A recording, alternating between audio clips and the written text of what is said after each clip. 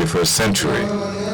Likewise, I believe that it is high time for a body such as G20 lend an attentive ear to the issue related to water, just as the World Bank and other multinational institutions have been doing for decades.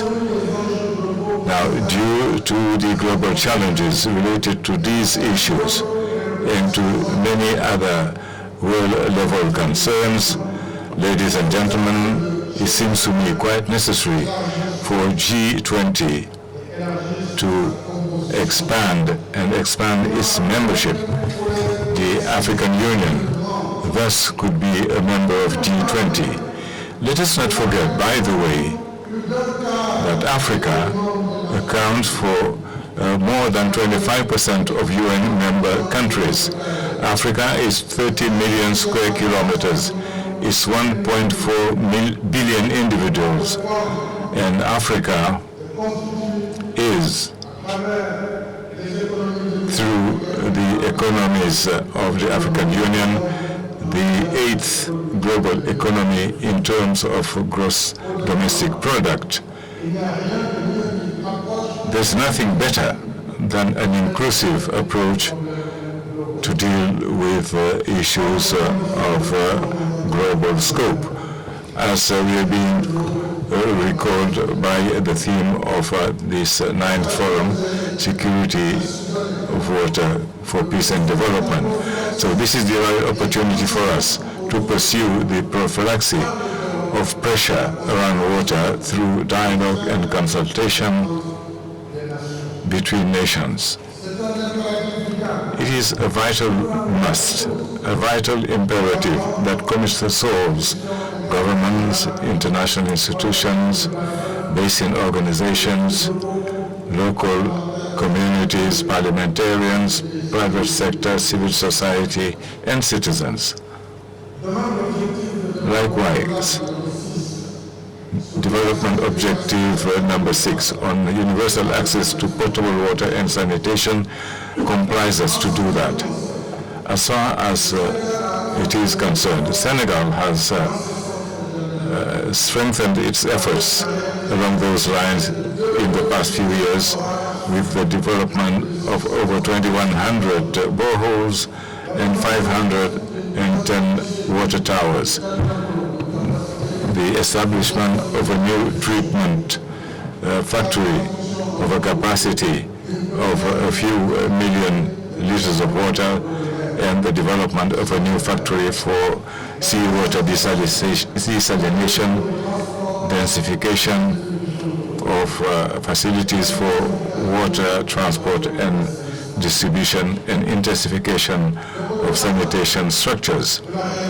But beyond the development of public infrastructures and facilities, attainment of SDG 6 requires individual and collective commitment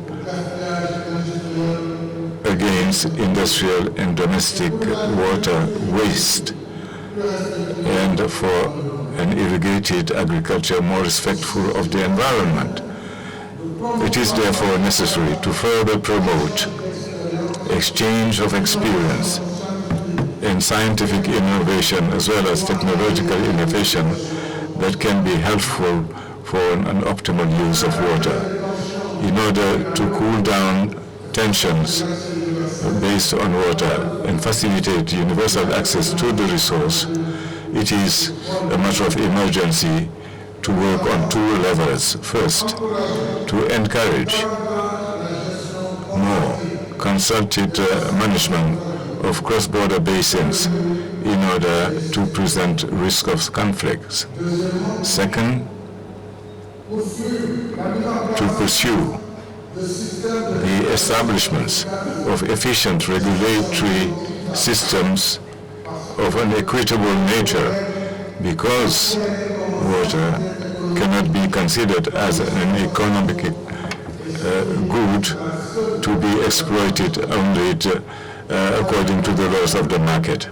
Third, and finally, to promote circular economy in sanitation through treatment and recycling of wastewater in order to reduce environmental and health impact, and at the same time stimulate new income-generating activity creation. Indeed, the scope of the challenges to be taken make more meaningful the themes to be dealt with at this edition on the mechanisms of funding and management of water, innovation in sanitation, the issue of potable water in rural areas, scientific research to maximize the use of water and reutilization of used water. I warmly encourage all stakeholders, state and non-state actors, to maintain the Dakar dynamics in the perspective of the United Nations Conference of Water that will be held next year at Dushanbe in Tajikistan. I would like to thank all our partners, the President of the World Water Council, Mr. Cochon, the multilateral partners whom I've mentioned earlier, but also all our national teams that have been working for the past 5 years on the topic for good smooth running of this 9th Council on Water, and I would like to commend the efforts made by our Minister of Water and Environment, Mr. Ismail Cham, and the Executive Secretary of this 9th Forum, Mr. Abdullah Sen, as well as all the teams that have contributed to the convening and success of this international event. I now declare open the 9th Water Forum, and I wish the outcomes of this forum to meet our expectations. Thank you.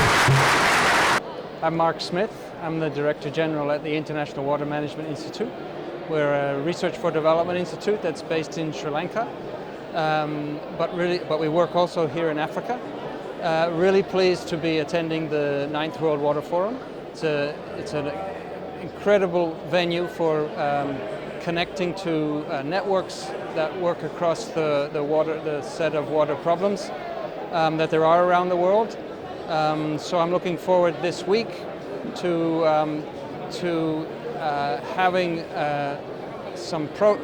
making some progress on understanding, mobilizing, taking action on solutions for water security here in Africa and around the world. So today I've been participating in some sessions here at the Nature Hub Pavilion, which is a space within the forum in which we have a whole series of events looking at the way water relates to nature and the way solving problems for water and nature also delivers solutions for people. So the participation's been really good, the interactions have been really good, and looking forward to more great discussions as we go forward. My name is Dario Soto Abril. I am the Executive Secretary of the Global Water Partnership.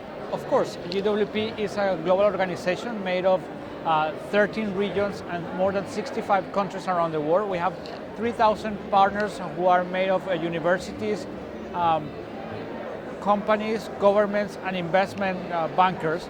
And where we go is foster water security around the world. We do it through what is called integrated water resource management, which is not other thing than a holistic approach in which the management of the water, land, and other resources is combined for the maximization of the economic and social gain, taking also in consideration sustainability approaches. So we are here in the World Water Forum. I'm very pleased to be here. We're talking about water security, water investments. We're launching a big initiative in Africa, which is called the African Investment Program, that aims to bring more than 30 billion a year in water investments for the region. And what we're doing is bringing together governments and their own investment and ideas, along with businesses and international development banks. And what we aim to do is upping the investment in infrastructure, information, and the human resource throughout Africa so that we can make the region more prosperous through water. We're also talking about water security and cooperation. For us, cooperation is extremely important. As our name calls, we are a partnership, so we believe in bringing together different actors because the water sector is about all of us working and putting together resources.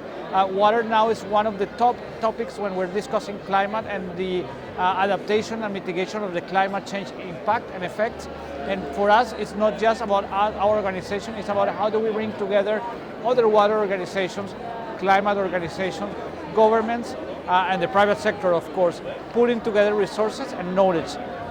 Indeed, we are this week in the World Water Forum launching the GWP, the Global Water Partnership Toolbox, which everybody could find at gwptoolbox.org, which is a resource for everybody, practitioners, academics, businesses, governments, to go and find resources about what's happening in water, best practices, and exchange information and learning.